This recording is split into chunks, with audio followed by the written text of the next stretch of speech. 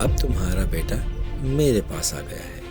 آدمی گھبرا کر اٹھا اور بستر میں بچے کو دیکھا، وہ وہاں نہیں ملا۔ السلام علیکم، میں ہوں سلمان سلیمان اور آپ سن رہے ہیں ان مائی اوپینین آڈیو اسٹوریز۔ تو چلیے آج کی کہانی شروع کرتے ہیں۔ ایک عورت آپریشن کے کمرے میں اپنے بچے کو جنم دینے کے لیے داخل ہوئی۔ اس نے ایک خوبصورت بیٹے کو جنم دینے کے بعد وفات پائی۔ شوہر اپنی بیوی کے بچھڑنے سے بہت غمگین ہوا اور اس نے بیٹے کو اپنی سالی کے حوالے کر دیا کیونکہ وہ خود بہت مصروف رہتا تھا۔ 7 ماہ بعد اس نے دوسری شادی کر لی اور اس نئی نویلی بیوی سے اس کے ہاں ایک بیٹا اور ایک بیٹی پیدا ہوئے۔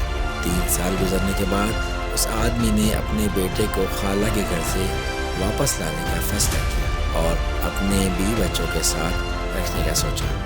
بیوی نے اپنے بچوں کا خیال رکھا لیکن اس بچے کا نہیں۔ اس نے اس کے ساتھ سختی برتی اور اس کو معاف نہ کیا۔ اکثر اوقات اس کو اکیلا کھانا دیا جاتا۔ ایک دن اس عورت نے اپنے خاندان کو رات کھانے پر مدعو کیا۔ بچہ کھانے کی میز پہ آیا اور وہاں موجود کھانے اور مٹھائیوں کو دیکھ کر اس نے کچھ لینے کے لیے ہاتھ بڑھایا۔ عورت نے اس کو دیکھ لیا اور سختی سے ڈانٹا۔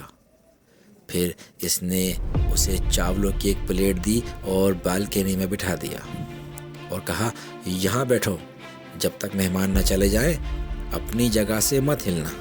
بچہ جو ابھی 4 سال کا بھی نہیں تھا سردی کے موسم میں بالکنی میں اکیلا بیٹھا کھانا کھا رہا۔ اسے سوتیلی ماں سے ڈر لگا کہ کہیں وہ باہر نکلے اور اس کو مارے، تو وہ وہیں سو گیا۔ عورت کے رشتہ دار چلے گئے اور عورت نے اپنے بچوں کو لے کر کمرے کی جانب سونے کے لیے رخ کیا۔ شوہر کام سے دیر سے گھر آیا۔ بیوی نے کہا، میں تمہارے لیے کھانا لاتی ہوں۔ شوہر نے کہا، میں کھانا کھا کر آیا ہوں۔ اس نے اپنے یتیم بیٹے کے بارے میں پوچھا تو بیوی نے کہا کہ وہ بستر پر سو رہا ہے اور بھول گئی کہ اس نے اس کو بالکنی میں بٹھایا تھا۔ شوہر سو گیا۔ سوتے ہی اس نے اپنی مرحوم بیوی کو خواب میں دیکھا جو کہہ رہی تھی، اپنے بیٹے کا خیال رکھو۔ وہ آدمی گھبرا کر اٹھا اور بچے کے بارے میں پوچھا۔ دوسری بیوی نے کہا کہ وہ اپنے بستر پر سو رہا ہے۔ آدمی پھر سو گیا۔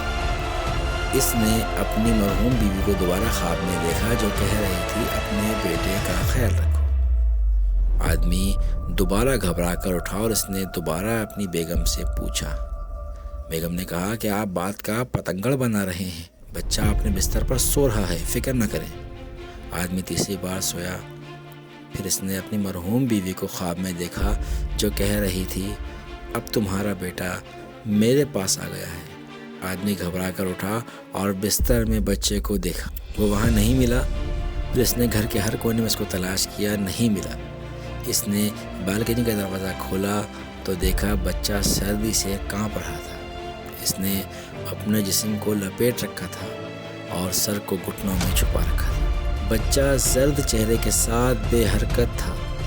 باپ نے اس کو ہلایا تو معلوم ہوا کہ وہ انتقال کر چکا ہے۔ اس کے ہاتھ میں چاولوں کی وہ پلیٹ بھی موجود تھی جو اس کی ماں نے، سوتیلی ماں نے اس کو کھانے کے لیے دی تھی۔ کچھ کھا چکا تھا اور کچھ چھوڑ دیا تھا کیونکہ وہ اس سے ملنے والا تھا جو اس پر رحم کرے گا۔